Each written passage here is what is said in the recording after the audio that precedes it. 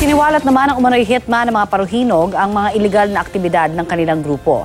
Kabilang na dyan ang pag-aangkat ng droga at pagpatay sa mga nakakaalita ng pamilya paruhinog. Balitang hatid ni Rida Reyes. Siya si alias Ronald. Nagpakilala siya sa GMA News bilang dating tauhan umano ng pamilya Paruhinog.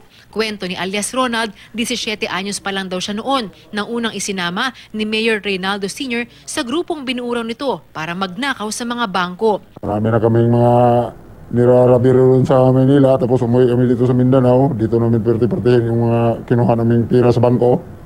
Mga ilang milyon, pero late lang mga parte namin lahat. Yung ibang kasamahan ko, bago mag-party, may mga mamamatay din. Kasi bawal kasi yung magreklamo ka ng ilang party mo. Ang sinasabing grupo ay ang splinter group na binuuraw mula sa orihinal na kuratong Baleleng Group na pinumunuan noon ng ama ng alkalde na si Octavio Paruhinog Sr. Isa lang ang naturang grupo sa iba't ibang criminal groups na binuo ng buwagi ng gobyerno ang kuratong Baleleng na unang binuo para labanan ang mga rebeldeng grupo noong dekada 80. Kwento pa ni alias Ronald, minsan na rin daw na ipagkatiwala sa kanya ng kapatid ng alkalde na si Ricardo Paruhinog ang pag-aangkat ng iligal na droga mula Maynila papuntang Ozamis. Ang misis daw ni Mayor Reynaldo Sr. na si Susan ang nangangasiwa sa partehan ng kita rito. Siya lang ang protector, siya lang magpaprotekta kasi mayor siya, bawal. Kaya doon sa kay Ma'am Susan, pumunta yung droga bago kay Ardo.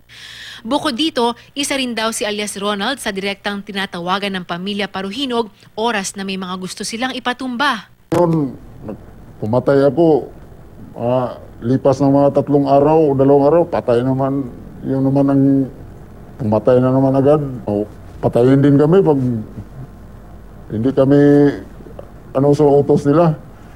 Aminado si Ronald na malaki ang kinikita niya roon. Bawat bangko raw na nilolooban ng kanilang grupo, 200,000 pesos agad ang kanyang komisyon.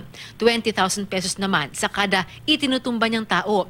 At may nasa 150,000 pesos din daw siyang komisyon mula sa drug operations umano ng pamilya.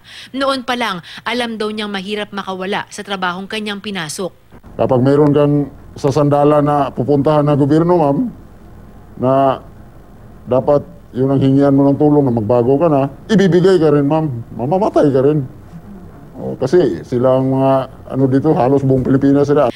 Kaya nang mabalitaan niya ang nangyari sa pamilya Paruhinog sa raid noong linggo, parang sa bunutan kami na hindi lang kaya ako. Maraming tao, ma'am. Mabigat pa rin, mabigat, ma'am.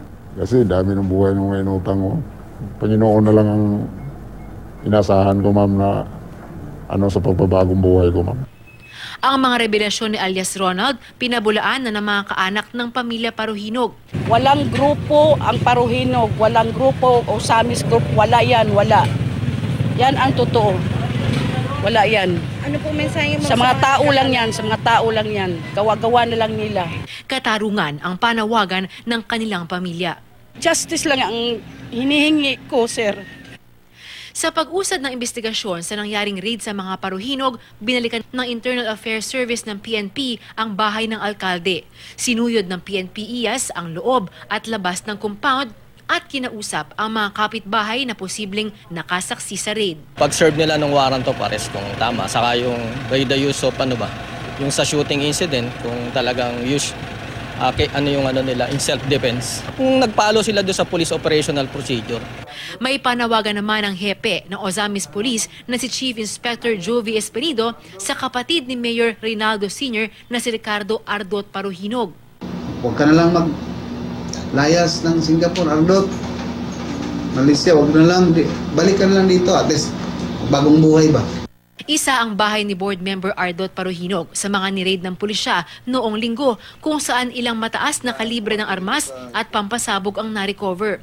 Wala noon sa kanyang bahay ang board member. Sa gitna ng ilang tanong tungkol sa madugong raid na ikinasawi ng 16, naghain ng resolusyon sa Senado si Senator Laila de Lima para hilinging maimbestigahan ang nangyari.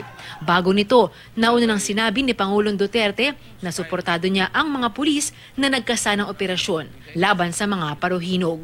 Rida Reyes, GMA News.